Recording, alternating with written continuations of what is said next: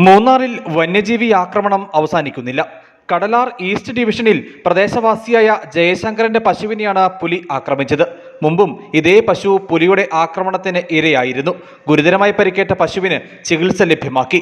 இது ஒரு விட்ட புளி பிடிச்சி இந்த மாதிரி கால் ரொம்ப இதாகிருச்சு. அப்புறம் புண்ணெல்லாம் ஆற்றி நல்லா கொண்டு வந்தோம். இந்த பழையபடி இந்த புளி பிடிச்சி இந்த மாதிரி மாடு தப்பிச்சு வந்திருக்கு.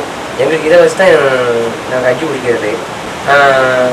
டிசம்பர் மாதம் 8ஆம் தேதி கணேஷ்குமாருங்கிற ஒரு சூப்பரேசுக்குள்ள மாடு அதையும் இப்போ புளி பிடிச்சி கொண்டுருச்சு. அதுக்கு முன்னாடி அந்த கணேஷ்குமாருக்கு சூப்பரேசுக்குள்ள மாடு தான் பிடிச்சி கொண்டுருச்சு. அடுத்து வேலாயுதம் அவருக்குள்ள மாடும் புளி பிடிச்சி தான் கொண்டது. മേയാൻ വിട്ട പശു തിരികെ എത്താതെ വന്നതോടെയായിരുന്നു ആളുകൾ തിരക്കിറങ്ങിയത്. കാണാതായ പശുവിനെ അന്വേഷിച്ചെത്തിയ പ്രദേശവാസി പുലി പശുവിനെ ആക്രമിക്കുന്നത് കണ്ടതായും പറയപ്പെടുന്നു. കടലാർ ഈസ്റ്റ് ഡിവിഷനിലും വെസ്റ്റ് ഡിവിഷനിലുമായി പുലിയുടെ ആക്രമണത്തിൽ ഇതിനോടകം 15ലധികം പശുക്കൾ കൊല്ലപ്പെട്ടിട്ടുള്ളതായി പ്രദേശവാസികൾ പറയുന്നു. ഒന്നിലധികം പുലികളുടെ സാന്നിധ്യം പ്രദേശത്തുണ്ടെന്നാണ് ഇവിടുത്തെ ആളുകൾ നൽകുന്ന വിവരം. ജനവാസ മേഖലയിൽ ഇറങ്ങി ആക്രമണം നടത്തുന്ന പുലികളെ പിടികൂടി നീക്കണമെന്ന ആവശ്യവും കുടുംബങ്ങൾ മുമ്പോട്ട് വയ്ക്കുന്നു. News bureau, Adimali.